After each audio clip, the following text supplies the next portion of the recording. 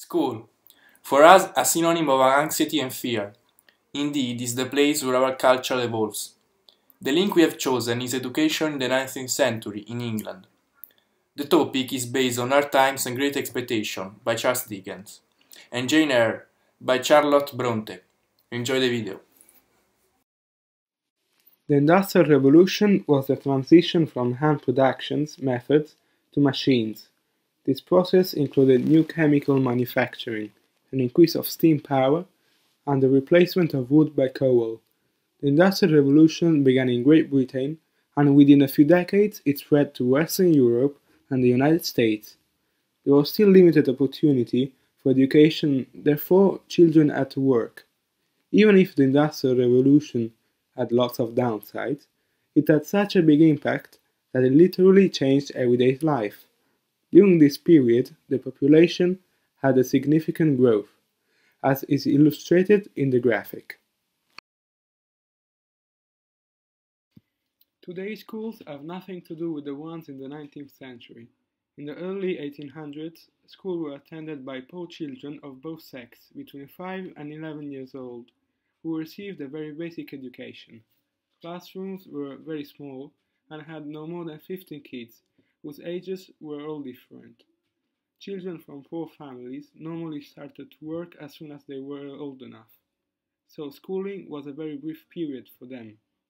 Instead, children of the upper classes were often taught at home by tutors, or they might be sent away to be educated perhaps in the house of a clergyman. The types of school for the lower classes were Sunday schools.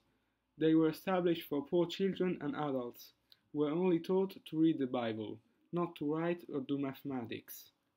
Schools of industry. They were set up during the Industrial Revolution. They provided professional training together with basic education.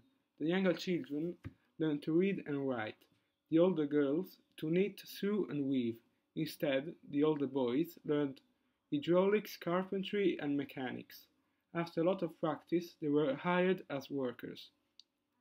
Infant schools. Here, children were admitted at the age of 2.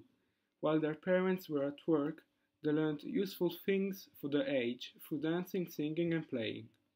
Elementary schools. In this type of schools, pupils had a basic education. There were several practical objections to the school system in the first half of the 19th century. It was costly, the school life of most children was short, and teachers could not be obtained in sufficient numbers. The upper classes didn't send their children to public schools, but to preparatory schools or were educated at home by a private teacher chosen by the family. When the pupils were older, their parents used to send them to boarding school.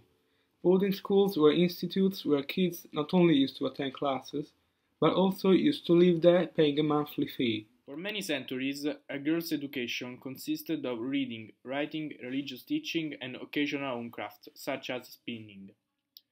At the beginning of the Victorian age, women's education was limited and superficial.